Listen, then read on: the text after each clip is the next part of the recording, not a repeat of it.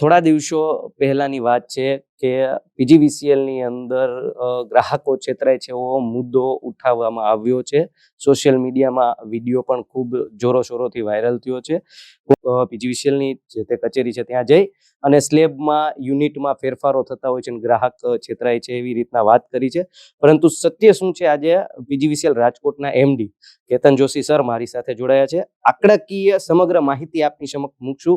ફૂલછાપ ડિજિટલના માધ્યમથી આજે અમારે આપને એટલું જ જણાવવું છે, શું ખરેખર ગ્રાહકો છેતરાય છે? સર, જે વાત છે કે એક સ્લેબની, કે જે પીજીવીસીએલ જે ગ્રાહકોને સ્લેબ આપે છે, તો એ સ્લેબ કઈ રીતના છે, એ સ્લેબમાં કેટલા રૂપિયાનું યુનિટ આવે, યુનિટે કેટલા રૂપિયા હોય છે અને કેટલા યુનિટ બાદ એ રૂપિયા ફરતા હોય છે, અને ખરેખર ગ્રાહકો દર 2 મહિને જે સ્લેબ પ્રમાણે છે એ પૈસા ભરે છે, તો એ છેતરાઈ રહ્યા છે શું? જે બાબત સોશિયલ મીડિયામાં વિડીયો વાયરલ થઈ રહ્યા છે તે બાબત એકદમ સત્યથી વેગળી છે, પાયાવિહોણી છે. આજે આપને હું આંકડાકીય માહિતી અને ગુજરાત ઇલેક્ટ્રિસિટી રેગ્યુલેશન કમિશન, જે જર્ક કહેવાય છે, એ જર્કના નોટિફિકેશન અંતર્ગત બિલ આપવાની 2 પદ્ધતિ હોય છે કે જે 6 કિલો વોલ્ટની વધુ લોડ હોય અને 3 ફેઝ કનેક્શન હોય છે. એમને અમે મંથલી બિલો આપીએ છીએ, અને એનાથી ઓછો લોડ ધરાવનાર હોય એમને અમને બાય મંથલી એટલે કે 2 મહિને આપીએ છીએ. હવે સૌથી પહેલા સ્લેબની વાત કરીએ તો સૌથી પહેલા 50 યુનિટ ઉપર 3 રૂપિયા અને 5 પૈસા લેખે સ્લેબ છે. ત્યાર પછીના 50 એટલે કે 100 યુનિટ સુધી 3 રૂપિયા અને 50 પૈસા છે. ત્યાર પછીના 150 યુનિટ સુધી એટલે કે 250 સુધી 4 રૂપિયા અને 15 પૈસા છે. અને ત્યાર પછીના જે 250 થી વધુ યુનિટ હોય એની ઉપર 5 રૂપિયા અને 20 પૈસા હોય છે. હવે જે સોશિયલ મીડિયામાં વાત થઈ રહી હતી તે એ પ્રકારની હતી કે ગ્રાહકો છેતરાય છે, પરંતુ બાય મંથલી સોફ્ટવેર જ એવો છે કે જે 50 યુનિટથી સ્લેબ હોય એને બાય મંથલી સાયકલમાં અમે 100 યુનિટ જ ગણીએ છીએ. જે બીજા 50 યુનિટ છે એમાં પણ અમે 100 ઉમેરીએ છીએ. એટલે કે મારી પાસે આજે એક બિલ છે. આ બિલની તમને વિગત આપી દઉં તો એક કસ્ટમર લક્ષ્મીનગરના જ છે. એમની કુલ 502 યુનિટનો વપરાશ 2 મહિના થયો છે. એટલે કે એનો મહિને 251 યુનિટનો તમે ગણી અને બિલ બનાવો તો પેલા 50 યુનિટ ઉપર 3 રૂપિયા અને 5 પૈસા, બીજા 50 ઉપર 3 રૂપિયા અને 50 પૈસા, એના પછીના 150 ઉપર 4 રૂપિયા અને 15 પૈસા, અને બીજું 1 યુનિટ વધારાનું થાય એના ઉપર 5 રૂપિયા અને 20 પૈસા. એમ કુલ બધાનો સરવાળો કરો તો 955 રૂપિયા બિલ આવે છે. એને બાય મંથલી સાયકલમાં સોફ્ટવેરમાં જો આ નાખવામાં આવે તો એ 50ના 100 યુનિટ ગણે છે. એ રીતે 2 મહિનાનું બિલ 1910 રૂપિયા અને 40 પૈસા આવે છે. એને 2 વડે ભાગો તો 955 રૂપિયા અને 20 પૈસા. 1 પણ રૂપિયાની ગ્રાહકની છેતરપિંડી કરવામાં આવતી નથી, ગ્રાહકોને લૂંટવામાં આવતા નથી.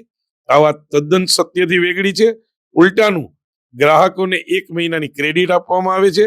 એ ક્રેડિટ આપવાનું કારણ માત્ર ને માત્ર કસ્ટમરોને સવલત રહી, વારંવાર કેશ કલેક્શન સેન્ટર ઉપર ભરવાના જવું પડે, ઓનલાઈન પેમેન્ટ વારંવાર કરી અને કમિશન ના આપવું પડે, એવા શુભ આશયથી પીજીવીસીએલ કોઈ નફો કરતી સંસ્થાનો કોઈ ઉદ્દેશ નથી.